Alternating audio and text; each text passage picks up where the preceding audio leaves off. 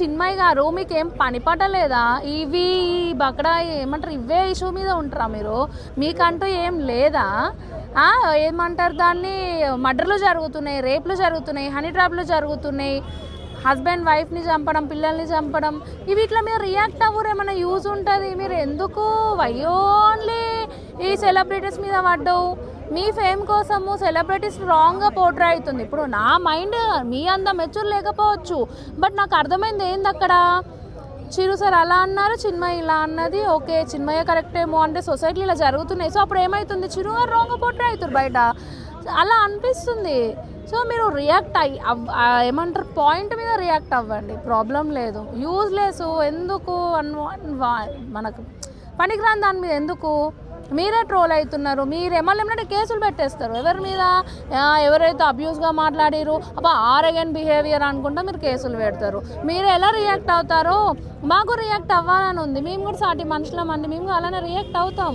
మీకేనా rights, మాకు లేవా? ఇటు కూడా మీరు సింగర్, మీరు పెద్ద సెలబ్రిటీ, అదైతే మేము నార్మల్ పర్సనే, మేము కూడా మీ అంత ఎదగాలని అనుకుంటాం, మేము రియాక్ట్ అవుతాం. మీరు ఇది చూసి కేసు పెట్టుకున్నా పర్లేదు, ఏం పెట్టుకున్నా పర్లేదు, ఎందుకని నేను అంత ఆరగన్గా అయితే నేను ఏం మాట్లాడలేదు. మీరు కూడా కరెక్టే, చిరు సార్ కూడా కరెక్టే. చిన్మయ్ గారి మీద నేను రియాక్ట్ అవ్వనండి. ఫస్ట్ ఆఫ్ ఆల్ ఆ ప్రధాని రియాక్ట్ అవుతుంది, నేను ప్రధాని రియాక్ట్ అవ్వాలనుకుంటా, నేనేం ఫేమస్ అవ్వాలని అనుకోవట్లేదు. కాబట్టి ఇక్కడ విషయం ఏంటంటే చిరంజీవి గారు రియాక్ట్ అయిన దాని గురించి మాత్రం చెప్తాను నేను క్లారిటీగా. ఆయన చెప్పింది క్లారిటీ ఏంటంటే మిర్రర్ ఎగ్జాంపుల్ కూడా ఇచ్చారు ఆయన. సో ఆయన చెప్పింది ఏంటంటే అమ్మ మీరేమి ఇస్తారనే దాన్ని బట్టే అవతలది కూడా ఉంటుంది, కాబట్టి మీరు స్ట్రిక్ట్గా ఉంటే ఎవడేం చేస్తాడు. కాస్టింగ్ కోచ్ అంటున్నారు మీరు, అర్థమవుతుందా? ఇప్పుడు నాకు ఈ సినిమాలో పోవాలని ఉంది, ఈ సినిమాలో పోవాలన్నప్పుడు ఒక నన్ను ఆఫర్ ఇట్లా చేశాడు, నేను నో చెప్తా, రిజెక్ట్ చేస్తా, నా దగ్గర టాలెంట్ ఉంది, ఈ సినిమా కాకపోతే ఇంకో సినిమాకి వెళ్తాం. అర్థమవుతుందా? అంతే కాదని చెప్పేసి లేదు పర్లేదు నేను ఇక్కడ చేయాల్సిందని వెళ్తే అది ఎవరికి నష్టం అని ఆయన చెప్పారు. అర్థమవుతుందా? సో మీరు జాగ్రత్తగా వెళ్ళండి, మీరు ఇచ్చింది అక్కడ జరుగుతుంది అంటున్నారు. సో నాకు వద్దు అని చెప్తే ఇప్పుడు 10 సినిమాలు రిజెక్ట్ చేస్తే అందరూ, కానీ ఇప్పుడు 10 మంది ఎవరైతే హీరోయిన్లు వెళ్ళాలనుకుంటున్నారైనా 10 మంది రిజెక్ట్ చేశారనుకోండి ఈ కాస్టింగ్ కోచ్ని, తర్వాత ఏం చేస్తారు వాళ్ళు? హీరోయిన్ వాళ్ళకి కావాల్సిందేగా, అమ్మాయిలు కావాల్సిందే కదా ప్రాక్ట్ చేస్తుంది, లాస్ట్కి ఏం చేస్తారు? నోరు మూసుకొని తీసుకోరా, ఇలాంటి వాటిని ఆపేస్తారు కదా.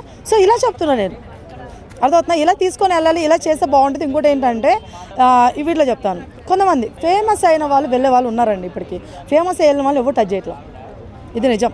ఫేమస్ అయిన వాళ్ళు ఎవరు టచ్ చేయట్లేదు, ఏం మాట్లాడలేదు. ఇప్పుడు మొన్న ఒక అక్క ఉంది మనకి, అక్కడి నుంచి మాట్లాడుతుంది, ఎవరు ఫారిన్లో, మన మనశంకర్ వరప్రసాద్ గారు సినిమాలో ఉంది. అవునా? ఆమె ఎవరైనా చేశారంటారు? మరి కాదు కదా, అవునా కదా? ఫేమ్ అయ్యింది, వీళ్ళు అవసరం తీసుకొచ్చుకున్నారు, అలా అవ్వండి. ఎవడండి చేస్తారు మిమ్మల్ని?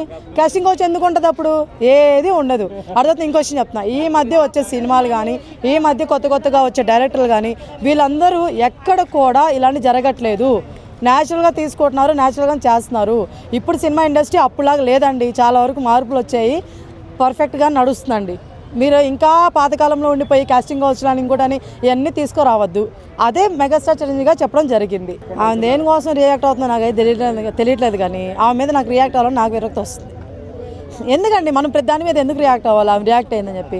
ఇప్పుడు కూడా మీకు ఎందుకు ఆన్సర్ చేస్తున్నానంటే మీరు అందరూ ఇట్లా ఆపేయండి, ఇంకా చాలు, మీడియా వాళ్ళు ఇంకా చాలు. ఇలాంటి చిన్న వాటిని హైలైట్ చేస్తే, ఆమెను హైలైట్ చేస్తే అనుకోండి, ఆమెను హైలైట్ మీరు చేయడం వల్లే, మీరు నేను మన లాంటి వాళ్ళు చేయడం వల్లే కదా ఆమె ప్రతిదానికి రియాక్ట్ అవుతుంది. మనం చేయకుండా ఉంటే ఆమె రియాక్ట్ అవుతుందా? అరే నేను పట్టించుకున్నా, ఎవడో పట్టించుకోలేరా, మనల్ని పట్టించుకుని ఆదుడు ఉన్నాడు అన్నప్పుడు ఎవడు తీసుకోడు కదా, ఆమె ఇంకోసారి రియాక్ట్ అవ్వదు కదా. ఇండస్ట్రీ మొత్తం ఒక విషయం చెప్పాలంటే చిరంజీవి గారికి ఇండస్ట్రీలో చాలా అభిమానం ఉంది కాబట్టి అలా మాట్లాడచ్చు, కానీ వెనకాల జరిగే సిచ్యువేషన్స్ కొంతమంది ఫేస్ చేస్తూనే ఉన్నారు.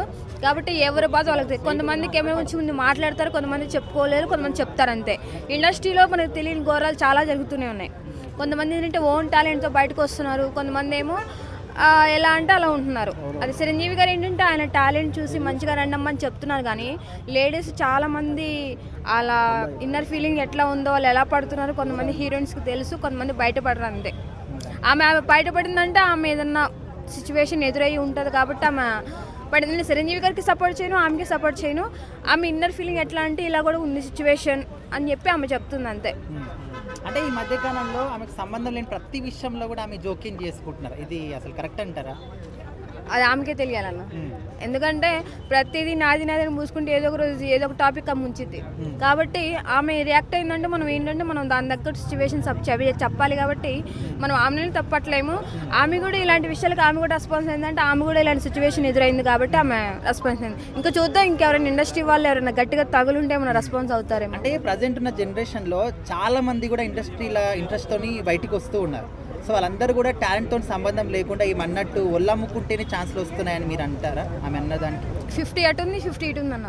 కొంతమంది ఓన్ టాలెంట్తో ఇన్స్టాగ్రామ్లో టాలెంట్ యూట్యూబ్ అంతా ఉపయోగించి వస్తుంటే కొంతమంది అలా ఉండొచ్చు. ఇప్పుడు సపోజ్ ఒక అమ్మాయి తప్పు చేసిందంటే ఎవరిని ఇలా చేశాలని చెప్పి ఎవరు ఒప్పుకోరు. అది ఎవరైనా అబ్బాయి అయినా డైరెక్టర్ అయినా ఎవరైనా సరే నేను ఇలా చేశానని చెప్పి ఎవరు ఒప్పుకోరు. కాబట్టి ఏంటంటే ఆ సిచ్యువేషన్ టైంని బట్టి ఏదైనా గట్టిగా ఫేస్ అయి ఉంటే తప్ప ఎవరు ఓపెన్ అవ్వరు. అలా అని చెప్పి చిరంజీవి గారు చెప్పడం తప్పేం కాదులే కానీ ఆయన చెప్పాడు. కానీ లోపల పెయిన్ బాధపడే వాళ్ళు హీరోయిన్స్ అయినా ఎవరు కామన్ మ్యాన్లు అయినా ఎవరైనా బాధపడే ఉంటారు మ్యాక్సిమం. ఇక్కడ నుండైనా అలాంటి సిచ్యువేషన్స్ ఎదురు కాకుండా ఉండాలంటే గట్టిగా ఎవరైనా సరే ఇండస్ట్రీలో అవకాశాలు వచ్చినా రాకపోయినా ఎవరు ఓన్ టాలెంట్తో వాళ్ళు వెళ్తే లైఫ్లోనే సక్సెస్ అవుతారు.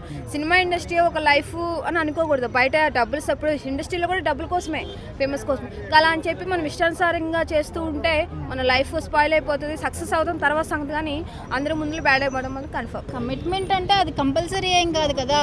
టాలెంట్ ఉంటే కమిట్మెంట్ లేకుండా కూడా మూవీలో పైకి వచ్చిన వాళ్ళు ఎదిగిన వాళ్ళు చాలామంది ఉన్నారు. అలా అనుకుంటే మగవాళ్ళు కూడా చాలామంది స్టార్స్ అయ్యారు. మనం ఎగ్జాంపుల్ చిరంజీవి గారిని తీసుకుందాం, మెగాస్టార్ అయ్యారు. ఇప్పుడు మగవాళ్ళు కమిట్మెంట్ ఏమైనా ఉంటాయా? ఆయన సొంత టాలెంట్తోనే వచ్చారు కదా. టాలెంట్ ఉంటే కమిట్మెంట్ లేకుండా పైకి వచ్చిన హీరోయిన్లు చాలామంది ఉన్నారు. ఒక ఎగ్జాంపుల్ చెప్పాలంటే సాయి పల్లవి ఉంది. తను కూడా అంతే కదా, చిన్న చిన్న యాక్ట్ చేసుకుంటే చిన్న రోల్స్ చేసుకుంటే పైకి వచ్చింది. తను ఇలాంటివి ఏమీ లేవు. అండ్ డ్రెస్సింగ్ కూడా చాలా నీట్గా ఉంటుంది. నెక్స్ట్ సమంత కూడా అంతే. ఆమె పర్సనల్ విషయాలు పక్కన పెడితే వాళ్ళకి ఏమైనా మనకు అనవసరం, తన డ్రెస్సింగ్ గురించి అనవసరం. కానీ సమంత యాక్టింగ్ కూడా చాలా బాగుంటుంది, న్యాచురల్గా ఉంటుంది, ఎక్సలెంట్గా ఉంటుంది. ఒక యాక్టర్ పరంగా యాక్ట్రెస్ పరంగా సమంత కూడా చాలా బాగా యాక్ట్ చేస్తుంది. సో న్యాచురల్గా ఓన్ స్కిల్స్తో టాలెంట్తో పైకి వచ్చి ఉన్నారు. కమిట్మెంట్ అన్నదైతే నేను నమ్మను మేడం. ఇలాంటి వాళ్ళు ఫెమినిస్టులం అని చెప్పేసి ఓన్లీ సెలబ్రిటీలు అన్న వాటికే రియాక్ట్ అవుతున్నారు.